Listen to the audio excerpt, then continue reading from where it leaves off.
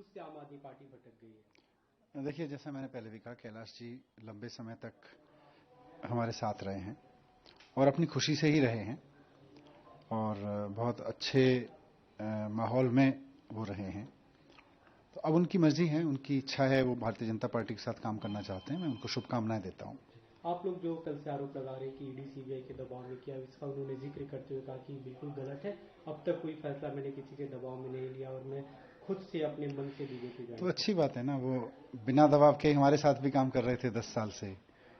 अब बिना दबाव के वहां गए हैं। अब इस पर मैं कुछ ज्यादा टिप्पणी नहीं करना चाहता। उनको बहुत शुभकामनाएं हैं, उनके आगे उज्जवल राजनीतिक भविष्य के लिए मैं शुभकामनाएं देता हूं। अभी चुनाव से ठीक पहले आप इसे आम आदमी पार्टी के लिए चुनौती मानते हैं कि एक बड़ा चेहरा जिसके पास एक तरह से विवाद के मामले में नंबर 3 के मंत्री थे? नहीं नहीं, मुझे नहीं लगता। देखिए, जनता केजरीवाल जी से प्यार करती है और दिल्ली में इस वक्त जिस तरह केजरीवाल जी को लेके एक दीवानगी है, लोगों को लगता है कि केजरीवाल जी ही हैं जो हमारे बच्चों को अच्छी एजुकेशन दे सकते हैं, जो हमारे घर के बिजली के बिल कंट्रोल कर सकते हैं, जीरो बिजली के बिल भिजवा सकते हैं, हमारे लिए अच्छे अस्पताल दे सकते हैं, हम पर इलाज का बोझ नहीं पड़ने देते, हमारे यहाँ पानी 24 घंटे आता है, 24 घंटे बिजली आती है, पानी ठीक आता है, हमारे पानी के बिल जीरो आते हैं। ये सारी चीजें केजरीवाल जी कर सकते हैं। तीर्थ यात्राओं से लेकर महिलाओं की बसों को फ्री करना, ये सब केजरीवाल जी कर सकते हैं। तो दिल्ली के लोगों की सुख सुविधा, उनके दैनिक जनजीवन को जितना केजरीवाल जी ध्यान रखते हैं, भारतीय जनता पार्टी से वैसी सुविधाएं तो लोग सपने में भी नहीं सोचते हैं। अभी राघवेंद्र शौकीन को उनकी जगह आप लेकर आ रहे हैं, जाट चेहरा है, दलित, दिल्ली देहात का प्रतिनिधित्व करते हैं, कितना आम आदमी पार्टी? नहीं, राघवेंद्र शौकीन जी हमारे पुराने साथी हैं और लंबे समय से राजनीति में 2 बार काउंसलर रहे हैं, 2 बार एमएलए रह चुके हैं। उनके अनुभव का, और जैसा मैंने कहा था कि वो पढ़े लिखे व्यक्ति हैं। केजरीवाल जी की टीम, जिसको जाना जाता है कि वे पढ़े लिखे लोगों की पार्टी है, पढ़े लिखे लोगों की टीम है केजरीवाल जी की, तो उसमें मंत्री के रूप में वो बहुत योगदान देंगे। जी सर, प्रदूषण को लेकर लगातार सवाल खड़े हो रहे हैं। बीजेपी आप लोगों पे आरोप लगा रही है। आज सीएम आतिश ने प्रेस कॉन्फ्रेंस करके पराली को उसके लिए पूरी, देखिए, इस समय पूरा भारत एक आपदा से गुजर रहा है।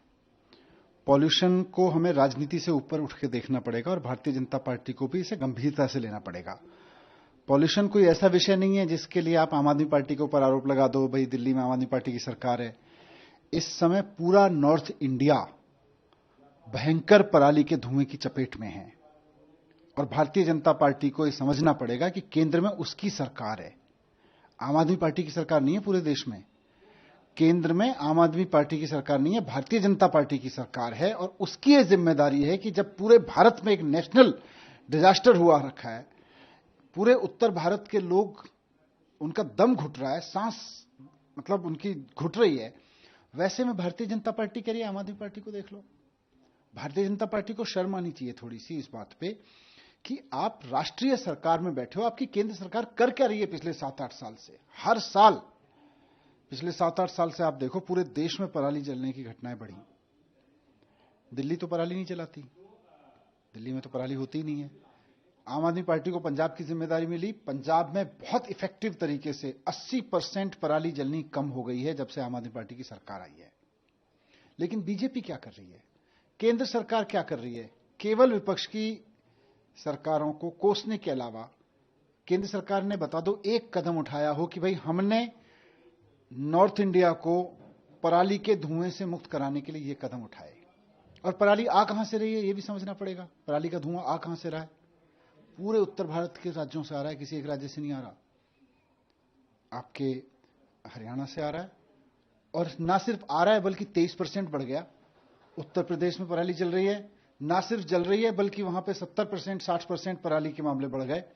मध्य प्रदेश में इस बार सबसे रिकॉर्ड पराली के मामले सामने आए हैं पूरे भारत में। तो इनको जिम्मेदारी लेनी चाहिए और समझना चाहिए कि ये राजनीति से काम नहीं चलेगा कि राजनीतिक बयानबाजी कर दी और पॉल्यूशन ठीक हो गया।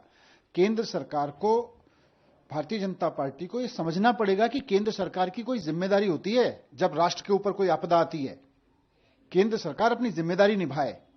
आज ग्रैप लागू हो रहा है दिल्ली में, पूरी की पूरी दिल्ली सरकार इतनी क्लोज मॉनिटरिंग करती है ग्रैप 4 की और सारे ग्रैप्स की स्टैंडर्ड्स की कि घटनाएं नहीं घटने देती। लेकिन आप गाजियाबाद चले जाओ, वहां डीजल के वाहन चलते दिख जाएंगे आपको।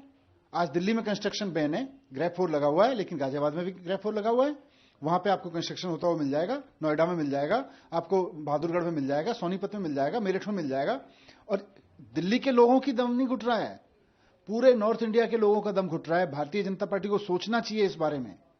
दिल्ली में आज बीजेपी के नेताओं ने मास्क बांटा, आरोप भी लगाया कि हर साल 10 साल ये इनकी, सब चलता है। मैं वही कह रहा हूं ना कि दिल्ली में खड़े होके ये समझना और ये समझाना, लोगों को पता है, हिसार के लोगों को भी पता है, झुंझुनू के लोगों को भी पता है, राजस्थान के लोगों को पता है, उत्तर प्रदेश के लोगों को भी पता है कि उत्तर प्रदेश में भी दम घुट रहा है, झुंझुनू में, राजस्थान में भी दम घुट रहा है लोगों का। आज सारा एक्यूआई इंडेक्स देखिए, पूरे उत्तर भारत में कोई ऐसा शहर नहीं बचा है जहां लोगों का दम नहीं घुट रहा हो।